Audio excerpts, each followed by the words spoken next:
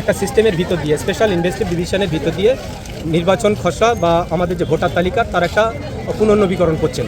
কিন্তু এখানে করতে করতে আমরা বিভিন্ন স্টেটে দেখতে পাচ্ছি আলাদা আলাদা সিস্টেমের ভিতর দিয়ে যাচ্ছেন।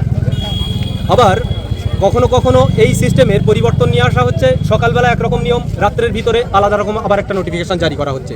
এক্ষেত্রে সাধারণ মানুষ যে হয়রানির শিকার হচ্ছে, যে সমস্ত ডকুমেন্ট তাদের সাবমিট করা হয়ে গেছে, তারপরেও দেখা যাচ্ছে পুনরায় তাদেরকে আবার লজিক্যাল ডিসক্রিপেন্সির নামে আলাদা করে হয়রানি করা হচ্ছে।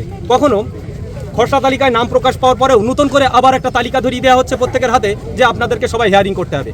আর এরকম ধরনের ঘটনা আমাদের এই 3 নম্বর বুথেই হয়েছে। প্রথমবারে 11 জনকে লজিক্যাল ডিসক্রিপেন্সির নামে খসড়া তালিকা ধরিয়ে দেওয়া হয়েছে হিয়ারিংয়ের জন্য, মাত্র 2 জন তার ভিতরে পাশ করেছে। বাকি 9 জন তারা এখনও পর্যন্ত বিএলও বলতে পারছে না যে কীভাবে তাদের ডকুমেন্ট সাবমিট করলে তারা এই খসড়া লিস্টে নাম প্রকাশ পাবে। তো এরই প্রতিবাদে আমরা